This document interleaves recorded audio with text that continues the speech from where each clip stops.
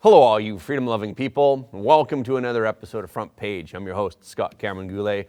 President Trump is back on Facebook and YouTube, but the biggest news of the weekend was his announcement that he is likely to be arrested on Tuesday. The prevailing wisdom is that if Manhattan prosecutors actually do this, it could greatly help President Trump's 2024 campaign. Republicans were furious about it, and they announced that they were going to investigate. Legal experts say that the current law cannot support the charges that the Manhattan District Attorney has brought against President Trump unless Bragg creates a new law. Despite the rescue efforts of several top banks, First Republican Bank stocks still slump significantly, and nearly 200 U.S. banks are also in a vulnerable position. But the crisis at Credit Suisse has been lifted for now. UBS stepped in to buy the bank. Okay, let's get into it. President Trump returned to Facebook on March 17th, and he wrote a short sentence announcing his return, saying, "I'm back." An old video was also posted on the Facebook account. Sorry to keep you waiting. Complicated business. Complicated. At present, President Trump's Facebook has more than 34 million people following. President Trump posted the same video clip on YouTube. The site also announced on Friday that it was lifting restrictions on his account and allowing him to post new videos. However, President Trump has yet to post on Twitter after Twitter reinstated his account in November of last year. Elon Musk said, "I'm fine with Trump not tweeting. The important thing is that Twitter correct a grave mistake in banning his account despite no violation of the law or terms of service." Musk tweeted last year, "Deplatforming a sitting president undermined public trust in Twitter for half of America." Bigger news than his return to Facebook and YouTube was President Trump's next statement. On Saturday, President Trump made a stunning statement that he is expected to be arrested and charged by the Manhattan District Attorney's Office on Tuesday. President Trump said that illegal leaks from the corrupt and highly political Manhattan DA's office indicate that he will be arrested on Tuesday. The Manhattan District Attorney is investigating President Trump on allegations that he misclassified a $130,000 in hush money to adult actress Stormy Daniels. President Trump has repeatedly denounced the investigation as a partisan witch hunt. He accused the Manhattan District Attorney's Office of seeking to arrest him without any evidence of a crime. He said this is based on an old and completely debunked by numerous other prosecutors fairy tale. It's an old story indeed. Actress Stormy Daniels, who previously accused President Trump of having had an affair with her in 2006, claims that she was paid $130,000 in hush money by a Trump lawyer during the 2016 presidential campaign in exchange for not exposing the affair. President Trump denies he had an affair with Daniels, and he says that he never advised Michael Cohen, his personal attorney at the time, to pay Daniels hush money. Cohen said that he was instructed by President Trump to pay the hush money. Trump acknowledged giving Cohen a fee, but said that it had nothing to do with his campaign finance. Trump's group said that the payment to Cohen was a legal expense. News of President Trump's possible arrest was first reported by NBC News on Friday, citing 5 senior officials. It reported that local, state, and federal law enforcement and security agencies are preparing for the possibility. Officials said that law enforcement agencies are conducting preliminary security assessments and discussing security plans inside and around Manhattan's criminal courts. The consultation included the New York City Police Department, New York State court officers, the FBI, the Joint Terrorism Task Force, and the Manhattan District Attorney's Office. President Trump's spokesperson Stephen Chung told Fox News in a statement on Friday that President Trump is completely innocent and that the probe is a politically motivated attack to hamstring his run for re-election in 2024. Chung said Democrats are at it again, pushing the nuclear button and attacking a president because of a disgraced extortionist. This will backfire massively for the Democrat Party and end in disgrace for our nation. Many believe that if President Trump is actually prosecuted and arrested, it would backfire. Several prominent public figures, including Elon Musk, have expressed this view. Musk's comment was in response to a Fox News segment that detailed how the Manhattan DA's office requested a meeting with law enforcement officials to discuss security preparations and whether to handcuff and fingerprint President Trump before they escorted him into the courtroom. Musk tweeted, "If this happens, Trump will be re-elected in a landslide victory." Representative Marjorie Taylor Greene shared Musk's sentiment in a lengthy statement on Saturday, saying that President Trump will ultimately win even bigger than he's already going to win if he's indicted by Manhattan's DA office. Trump's lawyer, Joe Tacopina, told the media that if he is indeed indicted, President Trump will follow normal procedures and he will not get into a standoff with law enforcement agencies. Former GOP Congressman and Truth Social CEO Devin Nunes told Newsmax on Friday that the possible indictment shows that the nation is becoming a banana republic where the justice system is used as a weapon against political rivals.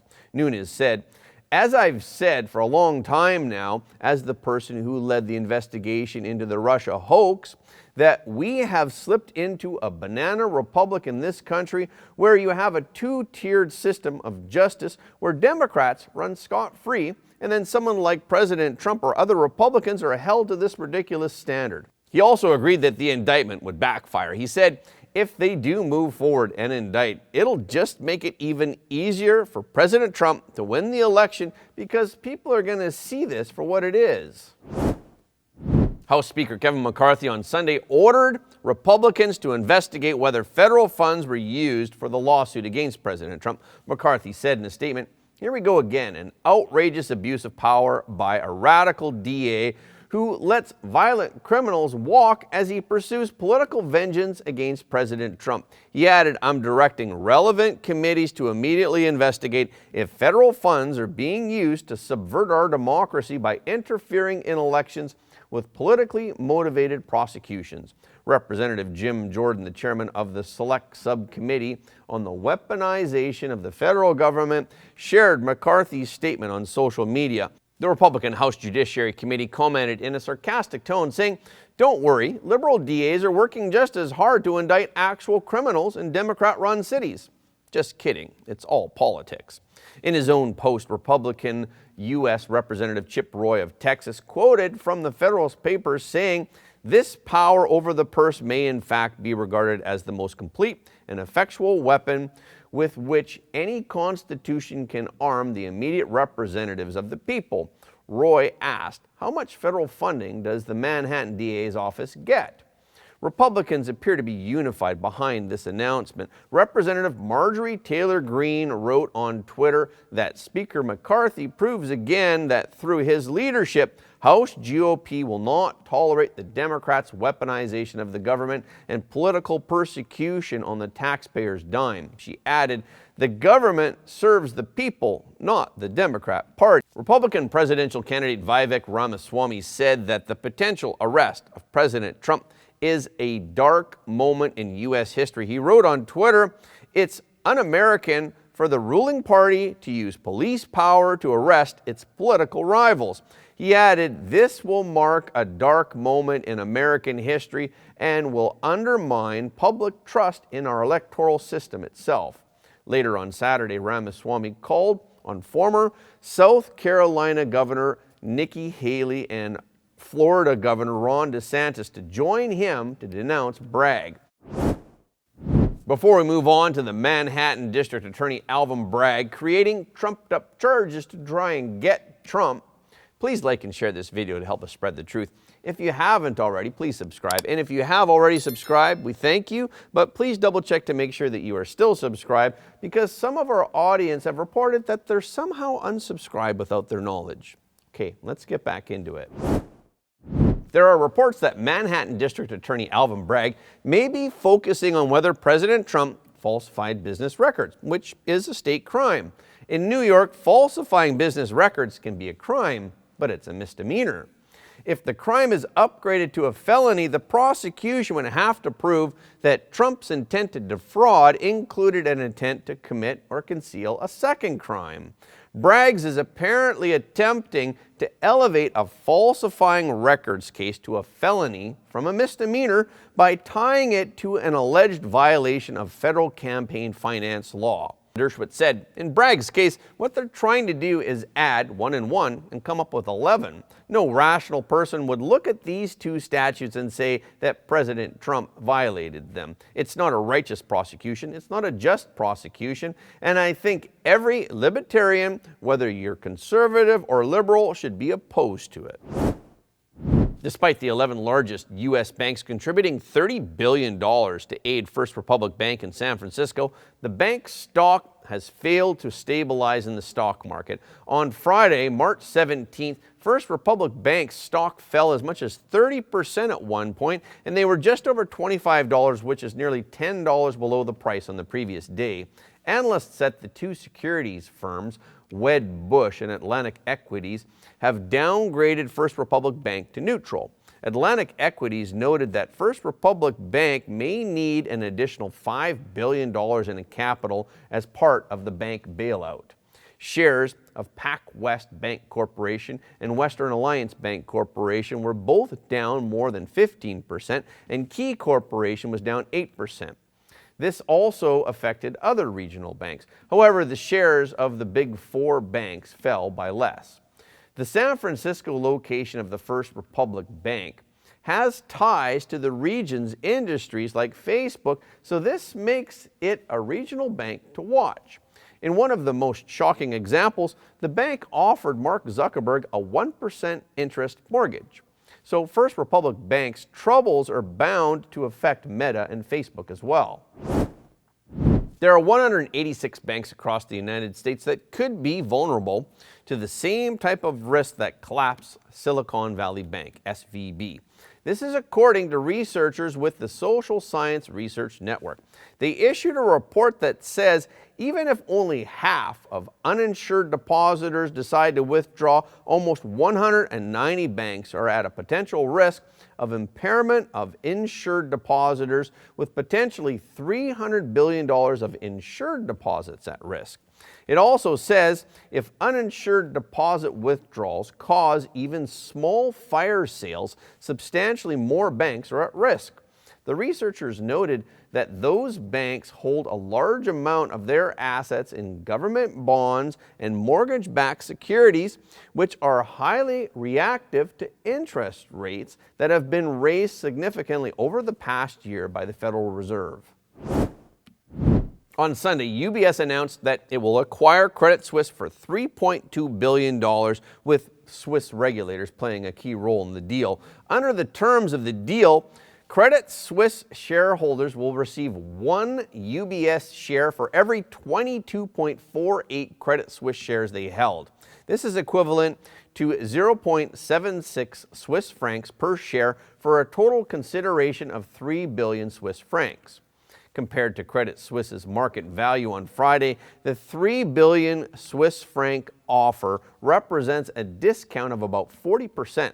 So UBS Group has offered to buy troubled Credit Suisse for up to about $1 billion.